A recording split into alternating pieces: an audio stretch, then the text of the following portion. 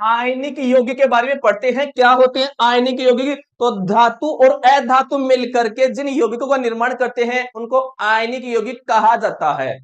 तो धातु से अधातु में इलेक्ट्रॉन के स्थानांतरण से बने यौगिकों को आयनिक यौगिक, और आयनिक यौगिक का ही दूसरा क्या नाम है? वैद्युत संयोजक यौगिक कहा जाता है। अर्थात आयनिक यौगिक में एक तो होगी धातु, एक होगी अधातु। आप समझे धातु क्या होती है? धातु उन तत्वों को कहा जाता है जो इलेक्ट्रॉन त्याग करके धनायन बनाता है, और धातु उन तत्वों को कहा जाता है जो इलेक्ट्रॉन ग्रहण करके ऋणायन बनाता है। ठीक है, तो ये होती है अधातु। जैसे सोडियम है, Na है, ये क्या कर रहा है? देखिए, इसने इलेक्ट्रॉन त्याग दिया, बाहर त्याग दिया, तो इस पर प्लस चार्ज आ गया है, Na प्लस हो गया है, तो ये हो गया है सोडियम आयन।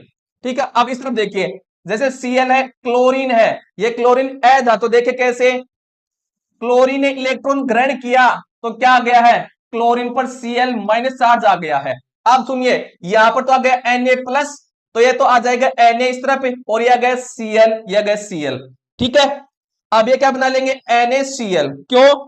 सोडियम जो होता है, सोडियम के बाहरी कक्षक में एक इलेक्ट्रॉन होता है, और क्लोरीन होता है, क्लोरीन के बाहरी कक्षक में क्या होते हैं? 7 इलेक्ट्रॉन होते हैं। तो कोई भी तत्व अपने बाहरी कोश में 8 इलेक्ट्रॉन करना चाहेगा तो क्या करेगा? साझा करेगा। ठीक है, तो क्या करेगा? ये जो सोडियम है अपना एक इलेक्ट्रॉन इस क्लोरीन को दे देगा, तो इसके पास क्या हो जाएंगे? 8 हो जाएंगे, तो इस प्रकार NaCl का निर्माण हो जाएगा। ठीक है, अर्थात सोडियम क्लोराइड का निर्माण हो जाएगा। इस प्रकार से समझना है। आगे देखिए, जैसे हमारे पास है मैग्नीशियम, Mg है, Mg ने 2 इलेक्ट्रॉन त्याग दिए, तो Mg पर क्या गया है? +2 चार्ज आ गया। जितने इलेक्ट्रॉन त्यागे जाते हैं उतना चार्ज आता है। ठीक है, अब सुनिए, जैसे क्लोरीन है, क्लोरीन ने क्या किया है? इलेक्ट्रॉन ग्रहण कर लिया, तो क्लोरीन पर क्या गया है? माइनस चार्ज आ गया है। अब आप समझ रहे हैं 2 8 2 ये क्या है? तो सुनिए, मैग्नीशियम है, इसका एटॉमिक नंबर क्या है? परमाणु क्रमांक कितना है? 12 है। तो इलेक्ट्रॉन कैसे बढ़ते हैं? इलेक्ट्रॉन किस में बढ़ते हैं? सेल में बढ़ते हैं, कोष में बढ़ते हैं।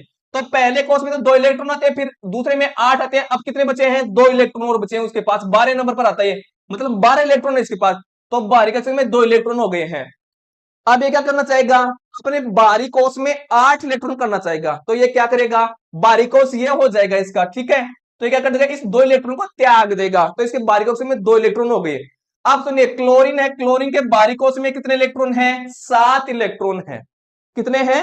7 इलेक्ट्रॉन है। तो क्या करेगा? ये एक इलेक्ट्रॉन तो इसको दे देगा। ठीक है, और एक और क्लोरीन रहेगा, एक क्लोरीन होगा, एक क्लोरीन दूसरे क्लोरीन को भी क्या दे देगा? एक इलेक्ट्रॉन दे देगा, तो 8 8 हो जाएंगे उनके